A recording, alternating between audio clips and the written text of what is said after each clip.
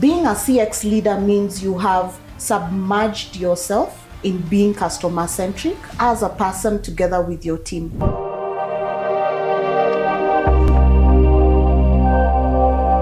Welcome to our second episode of CX Roundtable. Today, we will focus on why Chief Experience Officers must think like CFOs. In short, connecting experience to business outcomes. Today, we want to explore the critical shift that customer experience leaders must make to secure a seat at the executive table by thinking and speaking the language of numbers. Drawing our insights from the 2025 CX Excellence Maturity Report, we will unpack the stark reality, which is that most CX initiatives still struggle to show a financial return, leaving them underfunded, misunderstood, or sidelined. And why should this matter? Despite rising expectations, 31% of CX professionals don't know their orion organization's CX budget, and only 25% report using financially oriented CX metrics like retention, churn, or customer lifetime value. Meanwhile, NPS, CSAT continue to dominate CX dashboards. And these are often too abstract for CFOs and the boards, making very critical decisions on the spend. If CX leaders want lasting impact, they must go beyond delight and begin to demonstrate bottom line value. Today with us, we are very privileged to have a CX practitioner who's also a business strategist with over 15 years in commercial and CX, leading operational excellence initiatives across Africa. She has pioneered strategic projects in varied sectors, including tech and renewable energy. She's a speaker and thought partner for customer-driven innovations that champion employee experience and business value. It gives me absolute pleasure to welcome Rosebella Abok. Thank you so much, Angela. It's wonderful to be here. I'm excited in this day and age to have this discussion at the CX Roundtable, and I look forward to the questions and to the engagement. Fantastic. To kick us off, Bella, the critical $6 million question that we have asked for the past 15 years since ICX, back then known as ICS, was founded. How do we shift the dial on the culture and leadership conversation? In essence, how do we need to show up as CX leaders so that our agendas are owned, first heard, and then owned at the highest levels in business? I like to work with the 3 C's. You need to have conviction, and you need to have a change mindset. You also need to be confident. A customer experience leader of the day is someone who has the pulse of the business in hand. They also have an ear to what's happening to the customer. Today's customer, as we know, has changing preferences and tastes. We like to say in the CX community, a wow today becomes a basic in a couple of months. A CX leader of the day is someone who embraces change. They know that change is a constant. And so if I'm listening to my customer and I'm listening for the business objectives, then my driving of change comes with conviction for my team and for other business leaders that I am working with. And so these conversations that we are having, including today's conversation, is one that says a multifaceted leader who is putting together all of these components is saying to the business, customer experience management is driven as a core of a business. We are saying customer centricity, the centeredness of the customer is what is driving business decisions. And I hope the conviction is coming out in my voice. Absolutely, Bella, absolutely. Just listening to you, and if I can recap that, the 3 C's, conviction, confidence, and being a change driver. So if we look at a host of websites, of businesses that are founded here in Kenya, and indeed the world over, we see statements that denote that those businesses are committed to customer experience. And thanks for elucidating for us how we need to show up as CX leaders. My next question, related to the theme of leadership and culture, is really around what will it take, or what do we need to do, or what is the contribution of these CEOs and board members in embedding CX as a strategic lever? We have a cohort of CEO and C-suite and board members who agree that the customer is what drives the business. The customer pays our salaries, and our customer who makes payment, who makes use of our products and service is valuable. Sometimes that is left at that. It's verbal. It's a sticker on the wall. It's an opening conversation at the town halls. And what we're saying is the confidence bit of a customer experience leader says, you need to understand the language of the business. Being a CX leader means you have submerged yourself in being customer-centric as a person together with your team. But in order for the business buy-in to be secured, you need to speak the language of the CEO. You need to speak the language of the board. And the language of the board and the language of the CEO is, what is the direction of this business? Any closer to our vision? What are the numbers? Beautifully, beautifully captured. I recall an ICX breakfast in 2023 where we had CEOs, and that really was the message they underpinned. That there's no doubt that the customer is paying salaries. Customers are keeping our lights on, but we need to hear the language of business, not a lot of abstract words that sometimes just fall on deaf ears, which then allows me to segue into our next thing, which is really, we know that what doesn't get measured doesn't get done. CX metrics. If we look at the maturity of CX in the country, really, a lot has been gained. A lot has been gained in Kenya. Today we have practitioners like yourself and many other members of the Institute serving markets both on the continent and in the first world. So brings me to the question, the metrics that matter. Yeah. NPS, CSAT versus retention, customer lifetime value, churn rates. What should we prioritize? Yeah, I think the CX fraternity will agree with me. It took a lot to get NPS reported against other business performance metrics. It's taken a lot. And does NPS give the total picture? It doesn't.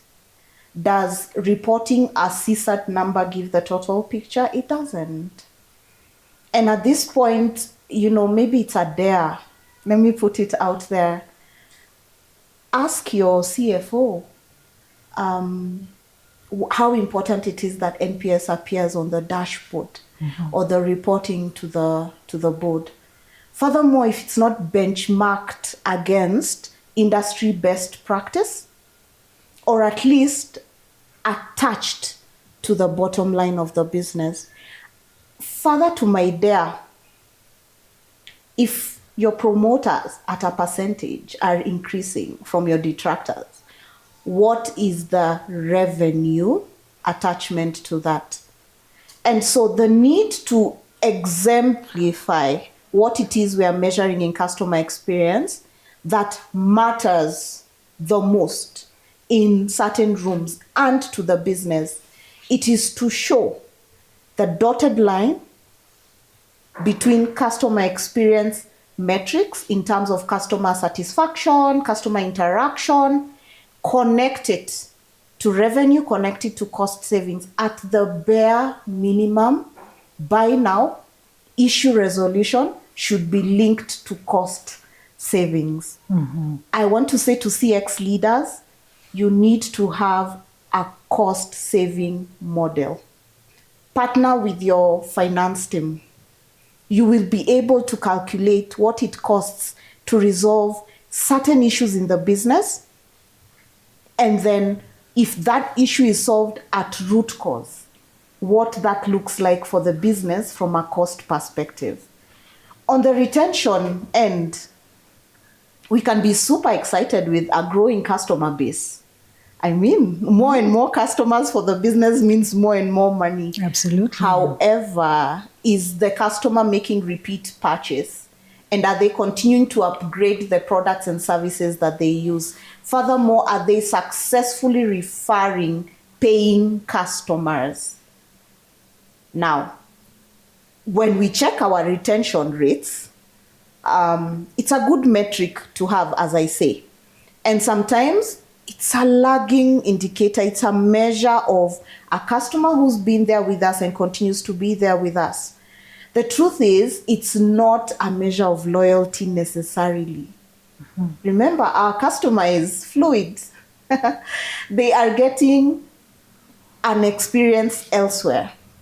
I want to cite the report by Kenya Bankers Association that came out earlier this year. And it showed that a majority of bankable or banked customers have more than 2 accounts across banks.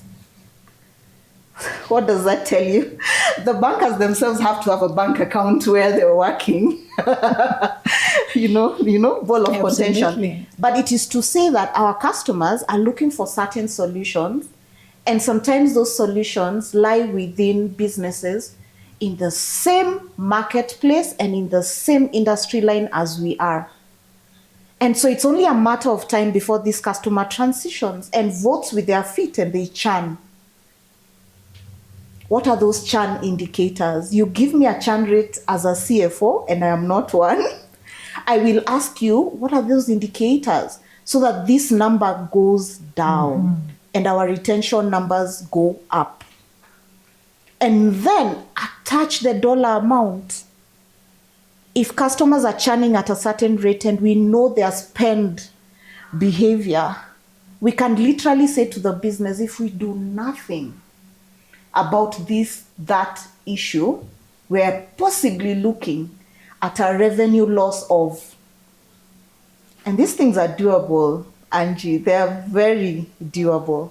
Wow. I want to pause here and unpack you. You have spewed a lot of wisdom, and you really tied up for us how we can then use CX metrics to tell the story, to tell the financial story, to tell the story of how the CX strategy is delivering on the core business agenda. So I want to take you a few steps back so we can recap for our audience. One, the need to identify the business outcomes that matter to your entity. Yes. So are we looking at market share? Are we looking at retention? Are we looking at a cost reduction strategy, which I believe many businesses are currently spinning their heads People are spending endless nights trying to find ways to contain costs in a somewhat harsh economic situation in the country. And so what I hear you saying, Bella, is that it's not enough for us to stay at the delight with NPS and CSAT. As CX leaders now, we need to take things to the next level. Yes. Start to identify what matters for your business. And then when you're able to identify if it is the growth of your top line. So how is a poor NPS score? How is the customer effort score?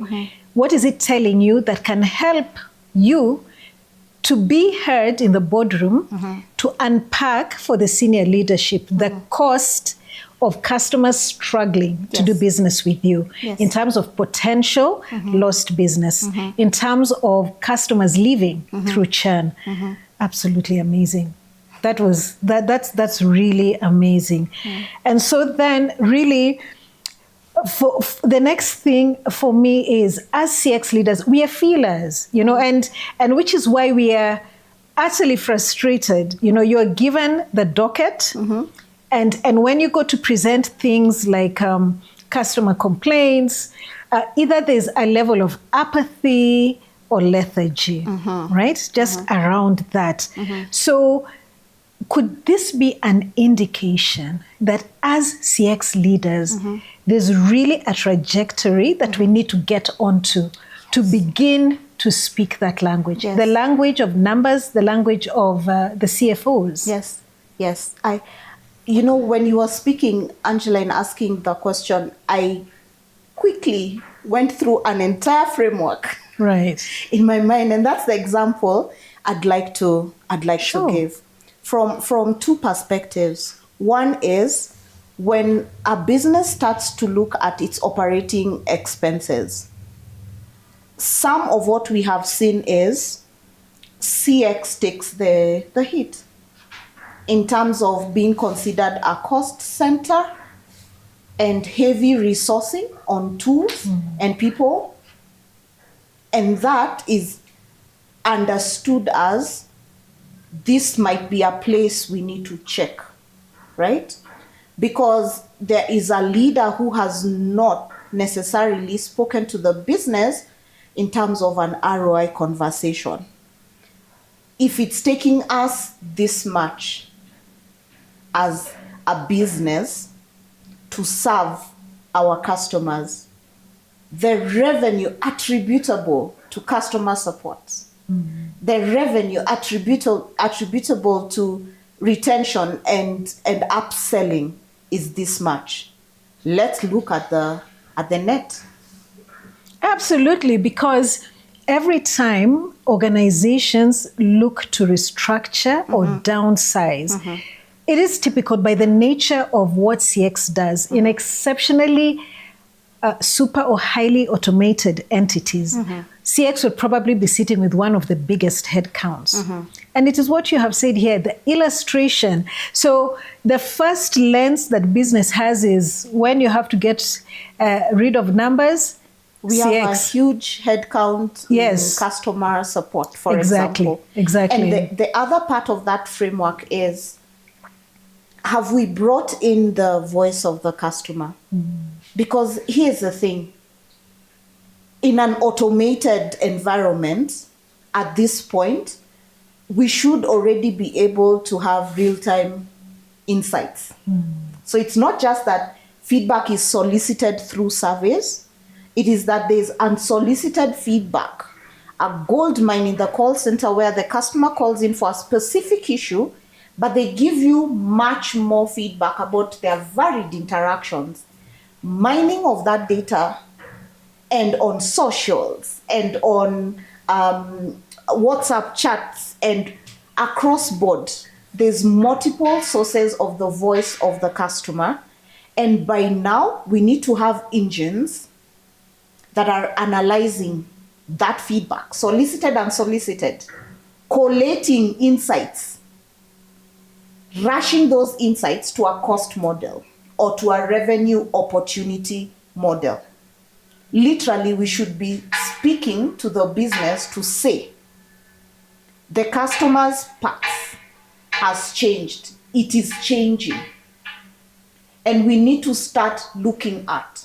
So here's the other thing about prioritization. Sometimes we prioritize the loudest issue or the loudest voice in the business, right? That is absolutely or true. the loudest customer complaint that day, without an analytical background to say, does it matter and to what extent? So those that have worked with me will tell you, if you escalate some customer complaints to me or a surge in terms of customer feedback, I will quickly say to you, to the tune of how much USD? Are people having to work an extra shift? So we're looking at workforce management to the tune of how much? You've got to give me the monetary value in terms of what it's costing the business as an inconvenience and why I need to create an urgency for a decision to be made. And these frameworks and these models need to be part of our business as usual. We need to simply plug in certain numbers, validate and verify across departments, have those conversations with the marketing team, with the commercial team, with the finance team, and say to them, is it possible if the website goes down or went down, and we know we are an e-commerce business, we're relying on customers being able to make a purchase decision, go to checkout, and finish off the transaction, but our website is down to the cost of per the hour. Those are the conversations around prioritization.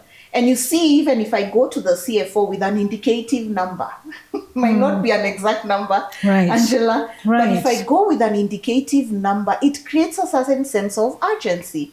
It says that we have or are planning to have this type of maintenance. This is what it will look like from an internal customer perspective, which means our very own teams. And this is what it might look like for the customer. Is it worth the risk? Let's have a risk conversation as well. Is it worth it to the business? Are we rowing in the same direction with other functions of the business? Are we speaking to objectives that flow across the business? Yeah. I hear you, Rosebella, and you have painted a very compelling picture, which is the picture that many CX professionals appreciate now. Those who have the benefit of sitting at the executive table, which is you are really at the heart of what is going on in the business. So underpinning all this is collaboration with your colleagues. It's not an option. It's not whether you like it or not. It is a matter of course, and it's urgent. It is a must. It is your imperative. Secondly, you have said something there very poignant, which is the solicited and unsolicited, and alluded to the many channels through which we can collate these insights, right? And the conversation and the impetus around omni-channel management to include the socials gained momentum at least over half a decade ago. Then comes the question, the CX leader who's sitting in a place where investment in the business is still, in CX especially, spend is relatively low. How would you advise them to be able to collate? Because part of this is an allusion towards AI, maybe, chatbots. So working with what they've got, just working with what they've got. Outside of AI, because there are instances in many businesses still not AI powered. How do they go about that? If you could just break it down a bit, maybe from your own experience, how have you managed to collate information, especially that there's so much unsaid in insights, which makes CX a very rich ground for the business, and we might not be exploiting it. Yes. One of the things I've been deliberate about is the structure within the CX team. Right. So going back about 5 or so years in my career, where the CX role was merged with operations. And so driving operational excellence was moving in tandem with customer experience.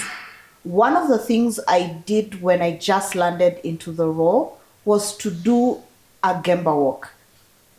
So this is a digital marketplace. Mm-hmm. Much of what the rest of the team is doing in terms of humanity is considered backend. Mm-hmm. So I got credentials to be a customer. I was given credentials as an internal staff. I asked for credentials as a customer. So I created an account. And because it was a marketplace, furnishing supply and demand, I actually got credentials for both. I wanted to see what it looks like to be on both sides. I log in, I go through the very first part of the experience. I jot down everything that I have discovered. That's also the power of fresh eyes. Every time you get a new person into your team in CX, make them do a Gemba walk and write down everything they find out. We're not going defensive here, just document it, which is what I did. And then I went on an exploratory physical walk in the office to say, who does this? Could you walk me through a day in your life, a week in your life in this organization? So if I find this out, how can we go about it? Now, it led me across all the different functions of the business. By the time I was done, which was about a week, I had a CX registry. Without completely, entirely understanding the business, I just had a long list of things that I thought we can work together with other functions of the business to optimize. A very interesting document that also led me to say, I very quickly need a transformation team. And interestingly, I called it a CX transformation team. Courtesy of the people I'd spoken with, I had identified champions without them knowing.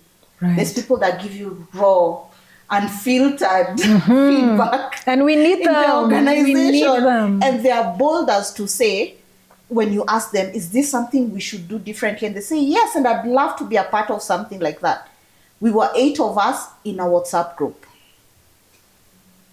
This was the team. As I was going through my learning journey in the organization, I would throw questions at. And they would quickly say, nah, we've done it before. And I say, what were the findings? Or, yes, let's go through it. Or, please put me on, let me lead. So you have a salesperson, a marketing person, a finance person, an IT person, and they want to take lead on what needs to be done differently. Let's take that aside. 2 months into the role, I've had a session with the CEO and he says to me, this is my vision. And he articulates to say, your role is new in this business. If you can connect for me these dots, there might be blind spots that we haven't caught an eye on. So please, if you can connect for me these dots, we're game. Again, my CX transformation team. So I know I've layered it thick. What I'm saying is the CX structure is not CX team only. You need to start looking for champions across the business and be very categorical about how you pick them out. Yeah. So it's people you need to have engaged with and that you see have a passion for the customer. But not only that, keep them engaged. Throw them a challenge, bring them into decision making. Of course, speak with your own peers and your line managers to align on the expectations for such. But get them to do the things that they love that will impact the customer and that connect to your CEO's vision. And that is how you accelerate the CX agenda in an organization. That is how you start people on a path towards customer journey mapping, towards mining customer feedback and analysis, towards campaigns, marketing campaigns that speak to customers' needs and pains. This is how you create a need for proactive issue resolution. By the time you're going to the head of sales to say, this is a finding on our website, he's like, we're on it. Consider it done. How you know you've won as a customer experience leader is when you're in a meeting, and this happens to me after some runway time in an organization, is when I speak less and the heads of function are saying, I mean, is that really customer centric? Are we really putting the customer first in this discussion? I know I've won. When I don't need to say it. Yes. When I don't need to call attention to what matters for the internal customer and the external customer, I know I've won. So you have enriched and unpacked some heavyweight stuff here. Primarily, CX leader, you will have to dig into your political capital in your organization. So it's not enough to have a watertight strategy. You must have the people who you have identified are passionate about CX.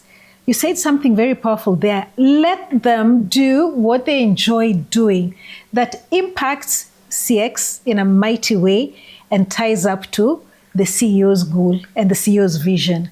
Number two, what are we doing about opportunities for onboarding? Fresh eyes. So, because typically when you come into an organization, and especially where the function of CX either has sat at middle level or lower level and has now been amplified, many times people come at you like, what's the point? Been there, done that, we've tried this.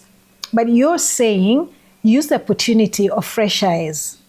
Numbers, data. There's no separation. Talk numbers. People see numbers. People can connect with numbers and then bring heart to it.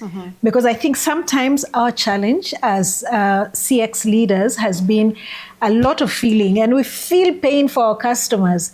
And we get frustrated, and I'm speaking about myself, very frustrated. We have to get past the emotional blockers.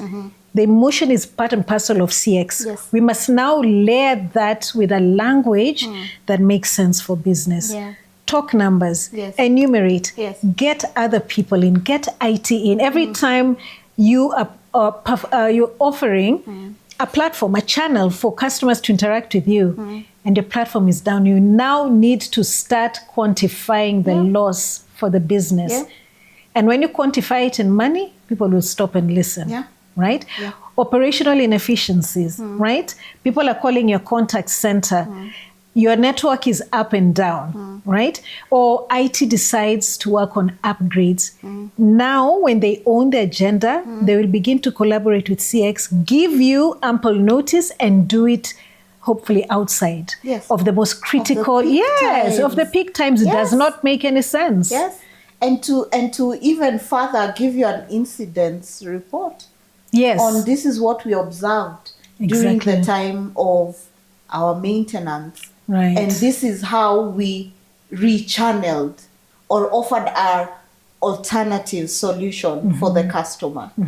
And another way we know we've won in CX is when marketing, for example, before or during the curation of a campaign, is collaborating with you, negotiating with you.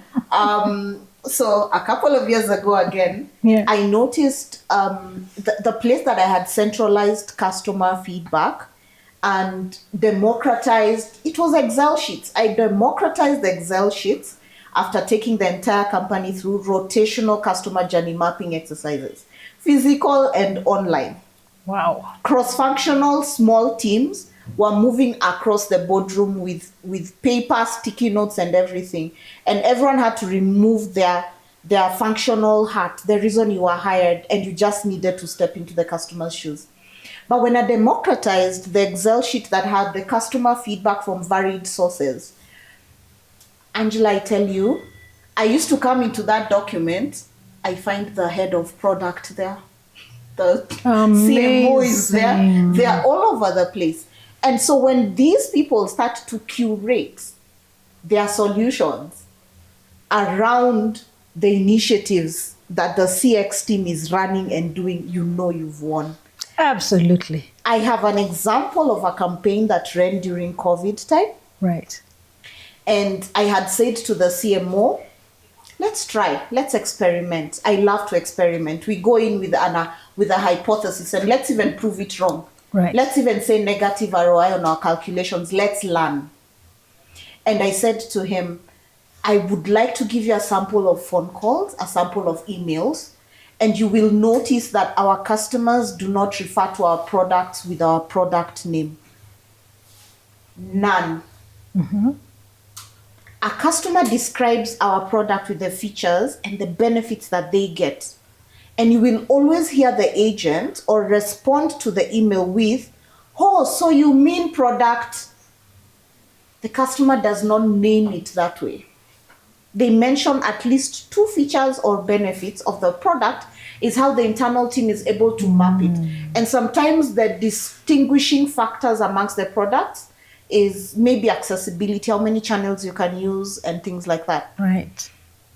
But it was up to the internal team to map which product the customer was referring to. And so I said to the CMO, we need to run the next campaign you run, whichever you run, please use these keywords. Find a way to embed these keywords that the customers keep referring to.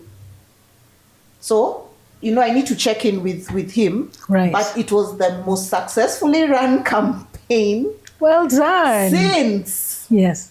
Right? Right. So maybe they're still using customer feedback to map out the campaign structure. But that's what they went with. They went with just those keywords. No mention of our internal jargon, nowhere.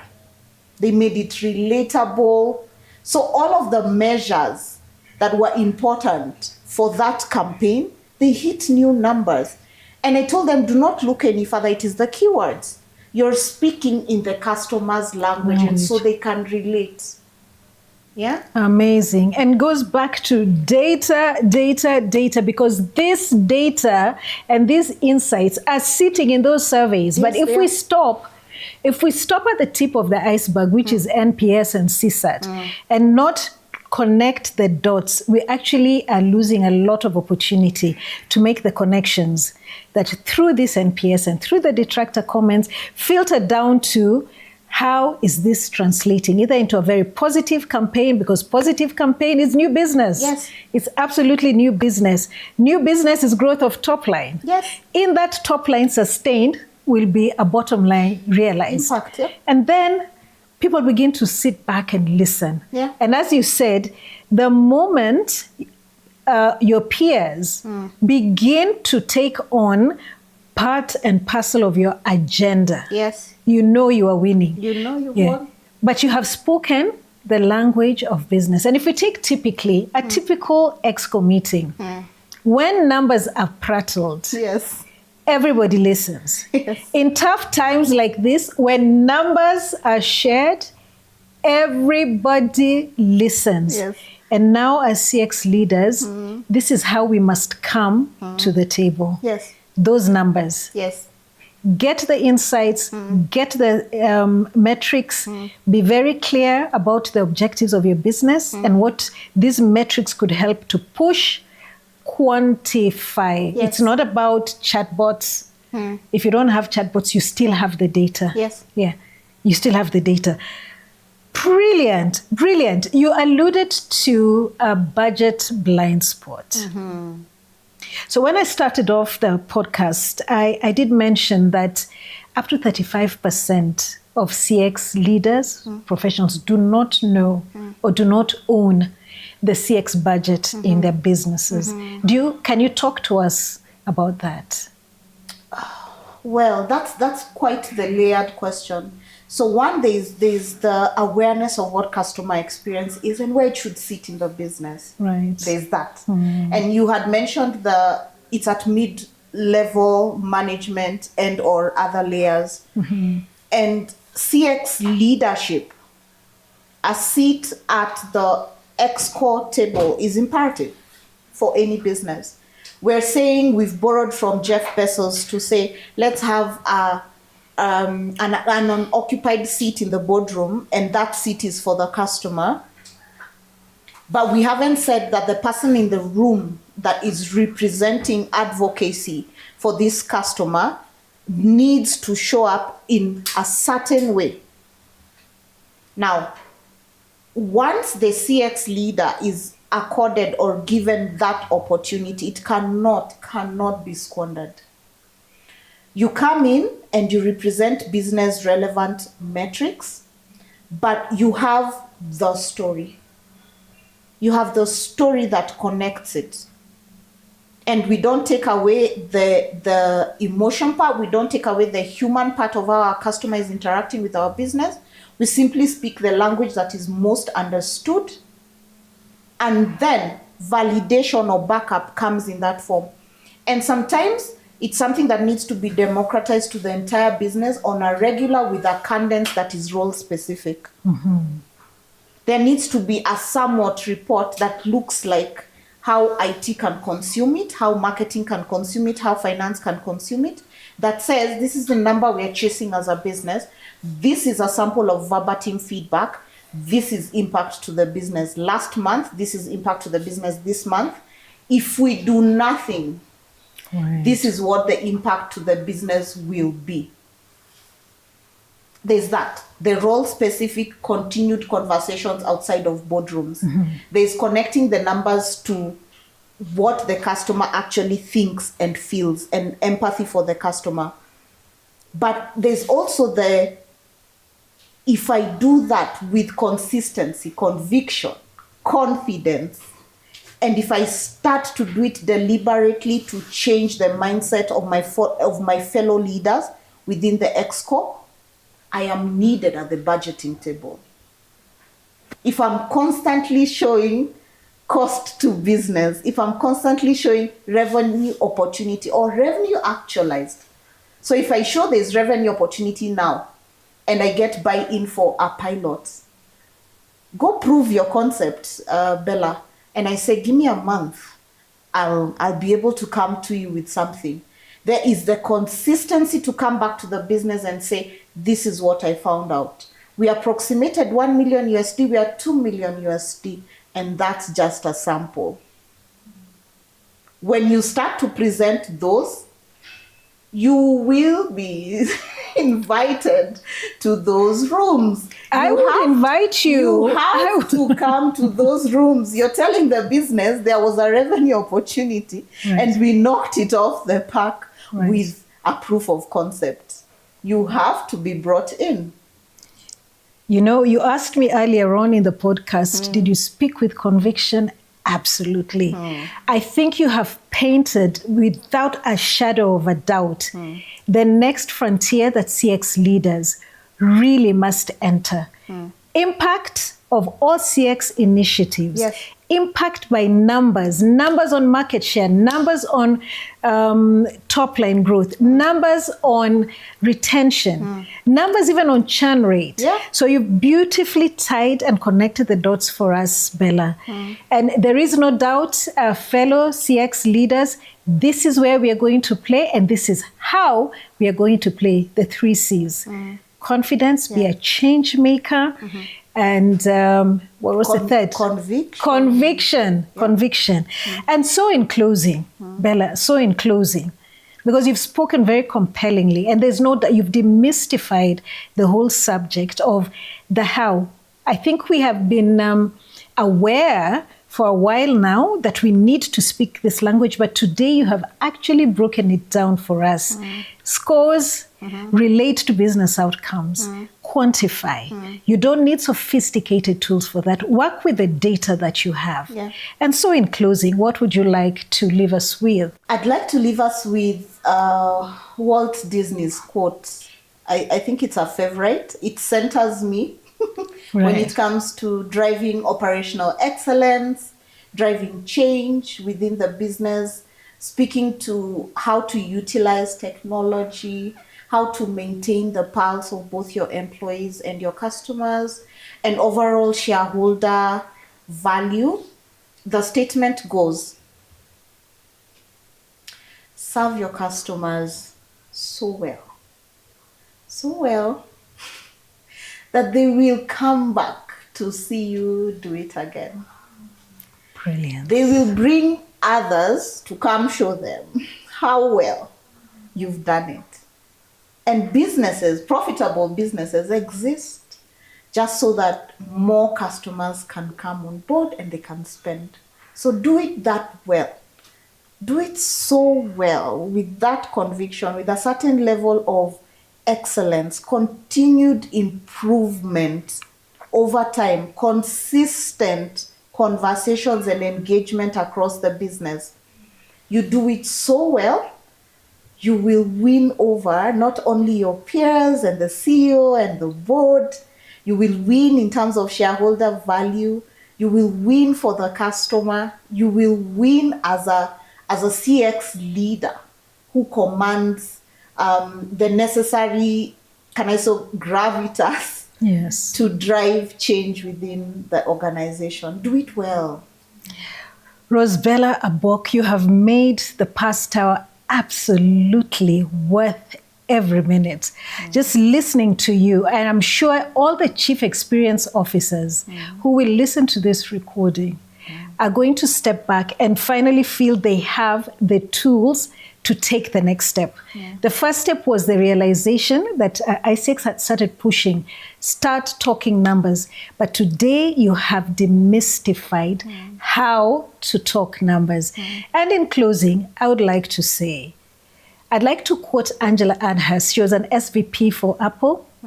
And she said, every line in the spreadsheet tells a story. Wow. Goodbye for now.